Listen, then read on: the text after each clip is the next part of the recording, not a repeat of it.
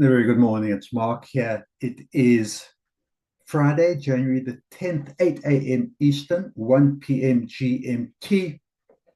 Expecting a big day today. We've had a good week leading up to today's important non-farm payroll data release, one of the biggest and most relevant data releases we get out of the US once a month, first Friday of the month. And it gives the data is the amount of new jobs created the previous month.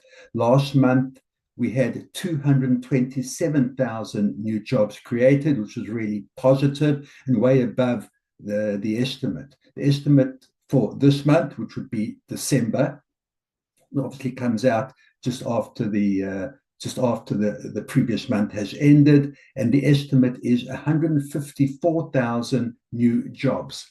A significant move or a significant number, be that much higher than the 154, much lower than the 154, has a marked effect on the US dollar and all the other instruments affected by the US dollar. So let's start off and look at the US dollar index and see where we are today. A little bit down so far.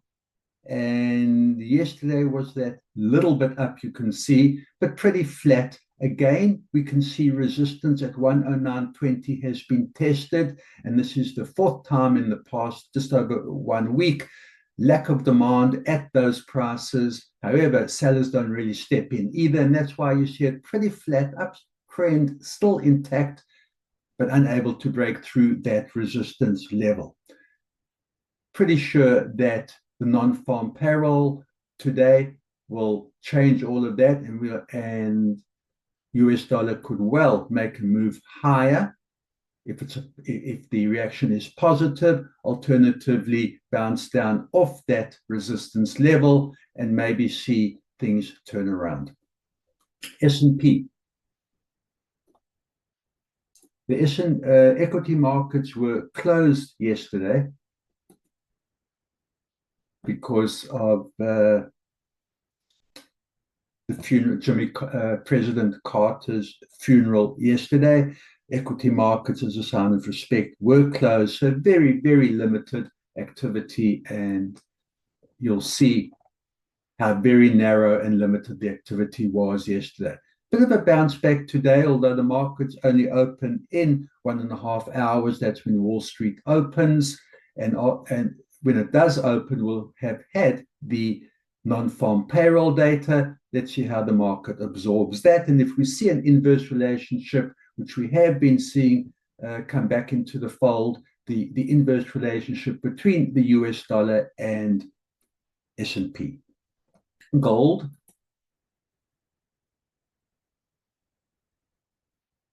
What a wonderful uptrend. Have a look at this, and you can see how it's tested the top of this triangle that we drew in, and it broke above. There's the previous resistance we had from yesterday, 2,669. It's already today been as high as 2,682. Buyers looking for that 2,700 mark. Again, gold and the inverse relationship we have with the US dollar will certainly be affected by the non-farm payroll, which will be in half an hour's time. Let's keep an eye out for that. Oil. Let's have a look at Brent. Very strong day for oil so far. Have a look at this, how it's broken through that 77.84 resistance level, sitting now at 79.63. We did say that buyers after yesterday,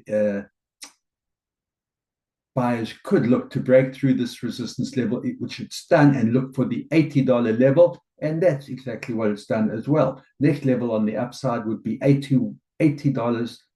Let's call it 81. Have a look how strong this uptrend has been. Since the lowdown here at 71.50, a real strong uptrend, higher highs. We didn't get any low. Look how even the lows, it never got lower than that. It tested a little here at the beginning of the week, but a strong uptrend, higher highs, higher lows, lots of demand at these levels. And at this 80 level, which is testing now, I know it is very high, but just to put things in perspective, let me scroll out a little bit. Well, more than a little bit, but you can see, yes, it is high. It's broken out of this range, but certainly a long way to go on the upside if demand continues and if this uptrend gets legs to carry on. Bitcoin.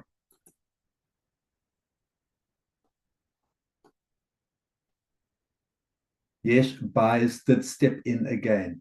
We did say when we closed yesterday that this 91, 92 level, yesterday's low was 91,000. Between 91 and 92,000 had been a very, very strong support level since the end of last year. And once again, buyers did step in at the start of the session at 92,300 and has moved up $3,000 already. That's the range. And a high of 95,300, like I said, $3,000 range already to start the trading day.